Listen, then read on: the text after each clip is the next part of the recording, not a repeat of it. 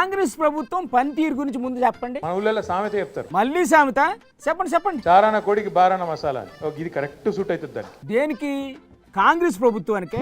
అంటే ఏమి చేయట్లేదా? ఇచ్చింది చారాన వంతు, కానీ దానికి బిల్డప్ ఊరూరా ఫ్లెక్సీలు, ఎక్కడ చూసినా ముఖ్యమంత్రి గారి ఫోటోలు. చేయింది చేయకపోని చేసిందైనా చెప్పుకోవాలి కదండి.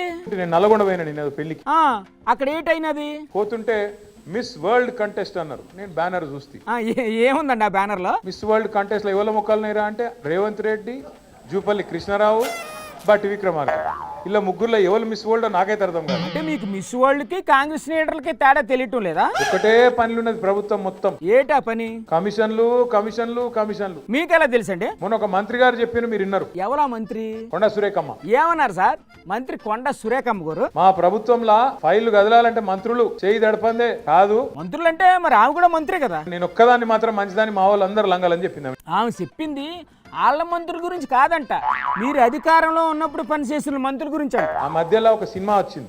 ఏం సినిమా సార్? అపరిచితుడు. నాకు చాలా ఇష్టం ఆ సినిమా అంటే. చూసారు ఎవరన్నా? నేను చూశానండి బాబు. అలా ఇద్దరు ఉంటారు. అవును సార్ ఉంటారు. వాడు ఇటు చూస్తే ఒక తిరుగుంటాడు, అటు చూస్తే ఒక తిరుగుంటాడు. మీరు సినిమాలు బాగా చూస్తారనమాట. ఇటు చూస్తే రాము అట, అటు చూస్తే రెమో. రాము ఎవరు, రెమో ఎవరు? రెమో అనేటోడు లంగా, రాము అనేటోడు మంచోడు. అంటే ఇప్పుడు మీరు సీఎం రేవంత్ రెడ్డి గారు అపరిచితుడు అంటారా? నేను అపరిచితుడు అని ఉత్తగానే అంటలేను రేవంత్ రెడ్డి గారు. మరి ఎందుకు అంటున్నారండి? ఓదిక్కేమో కేసీఆర్ ఉద్యోగాలు ఇవ్వలేదని రెమో అంటాడు. రాము అనేటోడేమో కేసీఆర్ ఇచ్చిన ఉద్యోగాలకే ఈయన పత్రాలు ఇచ్చుకుంటా పోదులు కొట్టుకుంటా ఆయన నిలబడతాడు. ఇప్పుడు ఈ సినిమా స్టోరీలు వదిలేసి ఇంకేమన్నా చెప్పండి సార్. ఒక వ్యాధి ఉంది రేవంత్ రెడ్డి. ఏటా వ్యాధి? మల్టిపుల్ పర్సనాలిటీ డిసార్డర్ అంట. అంటే ఏంటి సార్? ఒకడే మనిషి నలుగురు లెక్క నడిస్తాడు అన్నట్టు. అంటే అపరిచితుడు. ఇప్పుడే కదండి చెప్పారు. ముందు ఆ సినిమాల గురించి వదిలేండి.